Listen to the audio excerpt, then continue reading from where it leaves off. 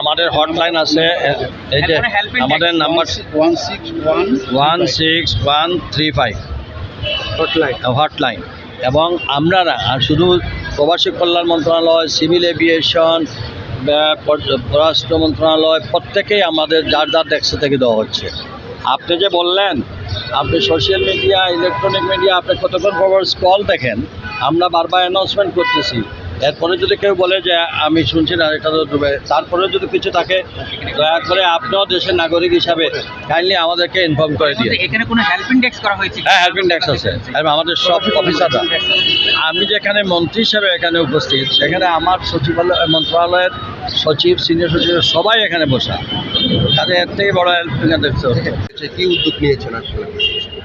মানে সরকারের পক্ষ থেকে মানে যেগুলো বাতিল হয়েছে, আমরা কালকে রাত্রে পর্যন্ত এদেরকে প্রথমে তাদেরকে থাকার ব্যবস্থা করেছি। যারা যারা যে গন্তব্যস্থলে যাওয়ার তাদের জন্য আমরা গাড়ি ব্যবহার দিয়ে দিয়েছি।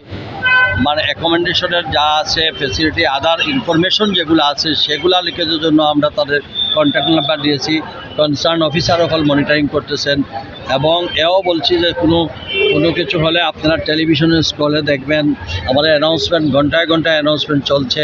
তো কাজেই এইটুকু যতটুকু করা আমরা। মাননীয় মন্ত্রী, অনেকেই দেখছি পরিবার পরিজন নিয়ে এখানে আসলে দুশ্চিন্তা এবং ভোগান্তিতে পড়ছেন, তাদের ব্যাপারে তাদের উদ্দেশ্য কি বলবেন? সারা জাতি আমরা তো এটা তো বলে আমাদের ওনারা যেভাবে পরিবার পরিজন, আমরাও তো রাষ্ট্রের দায়িত্ব নিয়ে আমরা চিন্তায় আছি আমাদের নাগরিকরা কীভাবে এখানে আছে।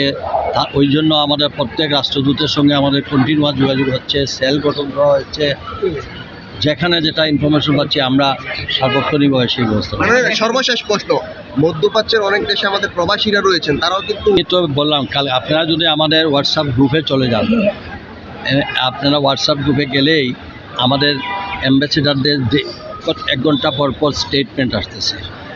আমরা যেমন কালকে শুনছি কুয়েটে আমাদের 3 জন উইন্ডেড ছিল, এখন আমরা সেটা শুনে যায় 2 জন মাইনর আর 1 জন ছেড়ে গেছে।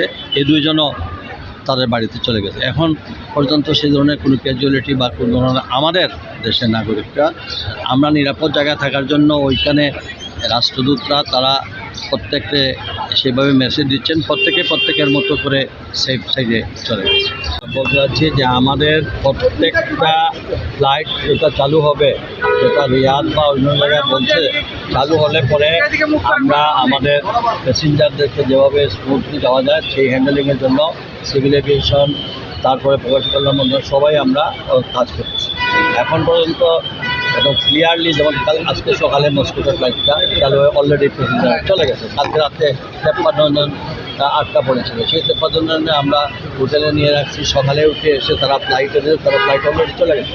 যেসব রুটে ফ্লাইট চালু হবে এদেরকে কীভাবে স্মুথলি পাঠানো যায় এবং যাবে সেটার জন্য আমাদের বিমান কর্তৃপক্ষ, সিভিল এভিয়েশন এরা এখানে কাজ করতেছে। আর এরপরে আমরা আপডেটগুলো টেলিভিশনের স্ক্রলে দিচ্ছি, আমরা বিভিন্ন সোশ্যাল মিডিয়ার মাধ্যমে দিচ্ছি, আমরা বিভিন্ন হটলাইন খুলেছি।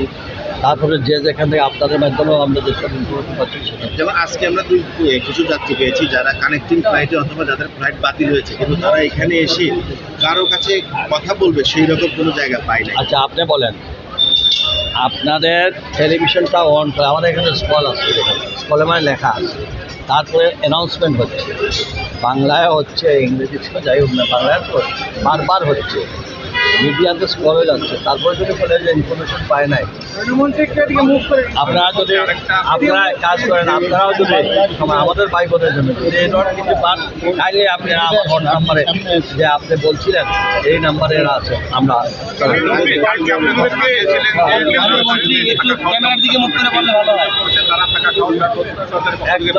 একজন দেখান আমার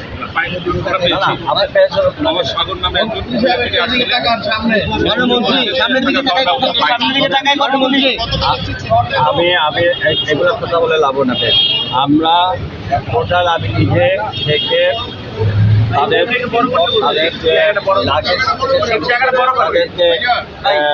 মাইক্রোবাসে তুলে আবার আমাদের এখানে লোকেল যান নিতে বলছি, তুমি আবার এই হোটেলে গিয়ে হোটেলে গিয়ে দেখছি আমরা যে ঠিক মতো করছি কিনা, খাইছে কিনা। সকালে আবার অনেক শুনে গেছে এটা গেছে কিনা আমাদের মাননীয় প্রধানমন্ত্রী লাস্ট একজন ছিল তাও আমি নিয়ে গেছি। ভাই, হ্যাঁ, আমি এই যে জাহাঙ্গীর ভাই লাস্ট প্রশ্ন আজকে যারা আটকায় যাবে তাদের বিষয়ে আপনারা কি বলছেন?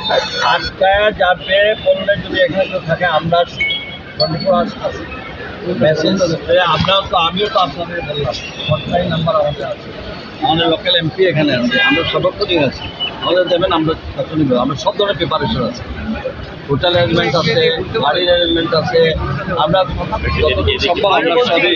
যাত্রীরা অভিযোগ করছেন যে আপনারা তাদের খাওয়ার ব্যবস্থা করছেন কিন্তু তারা পাচ্ছে না, এটা অনেকেই বলছে। আমি এটা বলতে পারি, এটা সিভিল এভিয়েশন বলতে মানে মন্ত্রী আপনারা তো আপনি তো স্কলে দেখতে পারেন ভাই, স্কলের মধ্যে দেখতে জাহাঙ্গীর ভাই কেমন আছেন?